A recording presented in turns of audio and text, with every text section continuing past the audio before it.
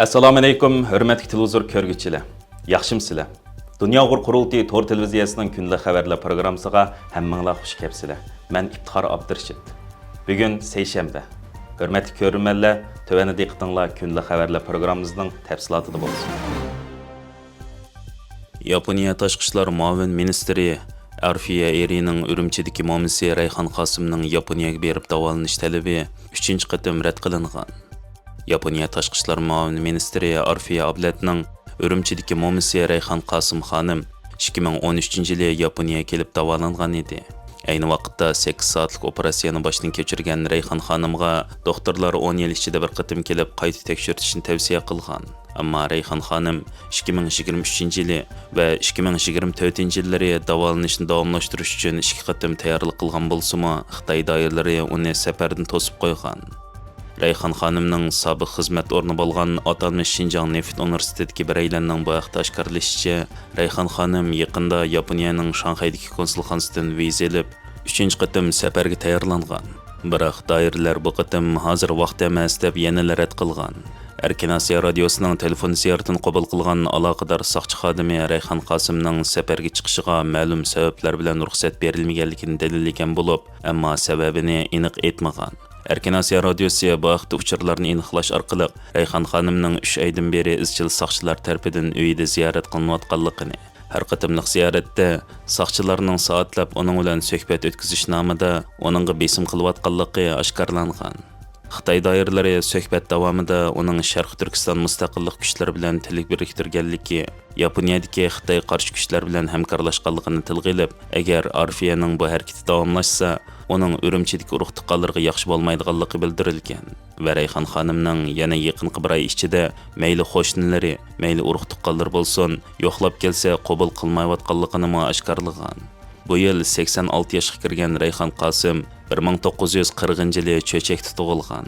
Hayot bo'yi Uyg'ur oliy ma'rif sohasida xizmat qilgan bo'lib, pensiyaga chiqqandan keyin Uyg'ur onalar qurgan Mehribon onalar fondining qurilishi va faoliyatlarida aktiv rol o'ynagan. Türk dunyosi to'g'risidagi ilmiy tadqiqotlar bilan diqqat qo'zg'agan Turan fikr markazi jamiyati Turkiyaning Qirqqal'ada Sharq Turkiston lagerlar, qirg'inchilik va assimilyatsiya nomli yig'in uyushtirgan.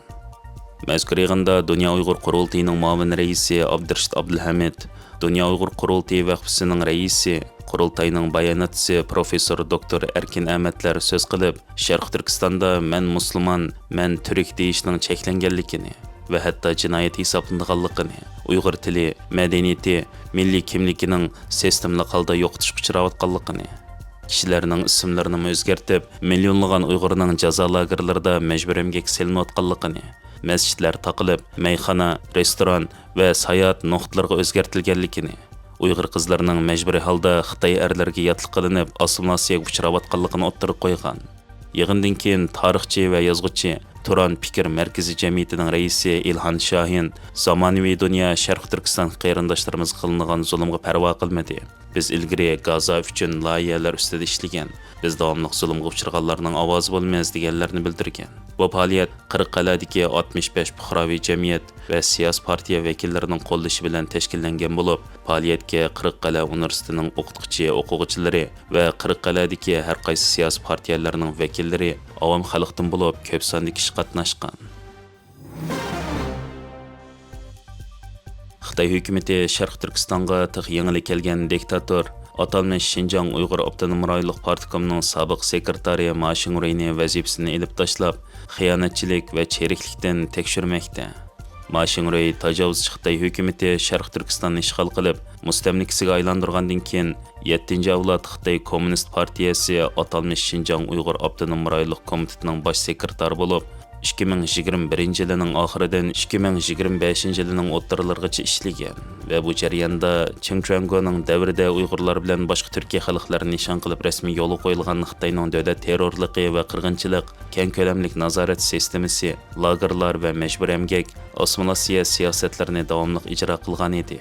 Xitoy axborot vositalarining xabar qilishicha, Xitoy Kommunistik partiyasi intizom tekshirish organi yaqinda Ma Xingruyning partiya intizomi va davlat qonuniga og'ir darajada xiloflik qilish gumoni bilan tekshirilayotganligini e'lon qilgan, ammo tafsiliy uchur berilmagan. Xitoy siyosiy byuro a'zosi Ma Xingruyning vazifasidan ilinib tashlanib tekshirilishi bu yaqinqi 6 oy ichida 3-chi qatimliq yuqori darajali Xitoy amaldorining siyosiy sahnadan tozalanishi. Mavzuning davridan buyon bir navbatlik vazifa muddati ichida 2 dan ortiq siyosiy byuro a'zosining qo'g'lab chiqarilgan tunji qatimliq voqeasi bo'lib hisoblandi ekan. Analizchilarning qarashicha, bu harakat ham chiriklikka qarshi turish, ham siyosiy huquqni markazlashtirishni maqsad qilgan bo'lib, bu Xi Jinpingning yuqori darajali amaldorlarga qaratgan tozalash harakatining taxim cho'nqirlashganligidan va taxim keng doiralik bir siyosiy tozalashdan derak berdi ekan. Hurmatli ko'ruvchilar, yuqorida diqqatingizga kunlik xabarlar programmamizning tafsilotini sundik. Kelar qatimliq sonimizgacha ko'rishgacha omon bo'lgaysizlar. Stansiyamizning YouTube kanaliga a'zo bo'lishni unutmang. Xayr xo'sh.